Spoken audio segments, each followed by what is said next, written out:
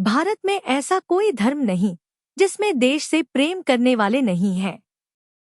ये बात हाल ही में भारत की बेटियों कर्नल सोफिया कुरैशी और व्योमिका सिंह ने साबित किया है। लेकिन ऐसे लोग भी बहुतायत में हैं जो सामाजिक सद्भाव नहीं रहने देना चाहते।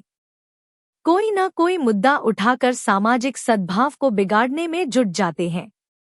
ऐसा ही एक मामला जो भारी चर्चा का विषय है और समाचारों और सोशल मीडिया पर छाया हुआ है, शर्मिष्ठा पनोली नाम की लड़की का है, जिसके कुछ सोशल मीडिया वीडियोस का व्यापक चर्चा है।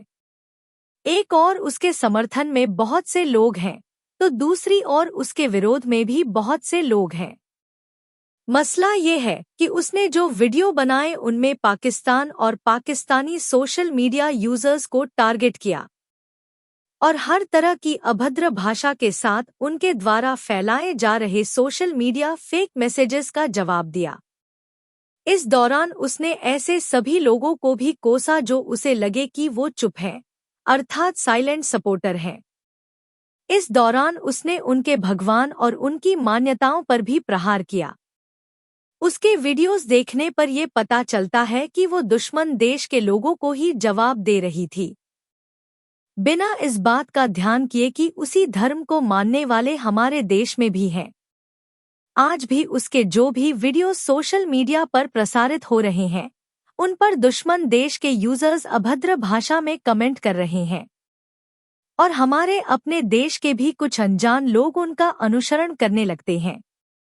इस बात पर विशेष ध्यान रखें कि आपके द्वारा किया गए अभद्र कमेंट्स पर भी कार्यवाही हो सकती है।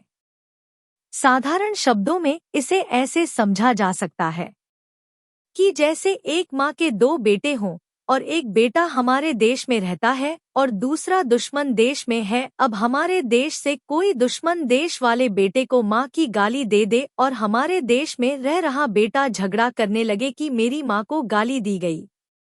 वास्तविकता में दुश्मन देश के लोगों के साथ किया गया अप्रिय व्यवहार भी हमारे देश में अपराध की श्रेणी में नहीं आएगा। इस बात को गंभीरता से समझने की आवश्यकता है। साथ ही ये भी समझना चाहिए कि जैसे ही उसे इस बात का आभास हुआ कि उसकी कही गई बातें अपने देश के लोगों को भी बुरी लग रही है, उसने अपने कंटेंट डिलीट कर दिए और माफी भी मांगी। ऐसी स्थितियों में राजनीतिक लाभ उठाने की कोशिशें सर्वथा गलत है। एक पढ़ने वाले बच्चे के भविष्य और करियर को ध्यान में रखते हुए आगे की कार्यवाही होनी चाहिए।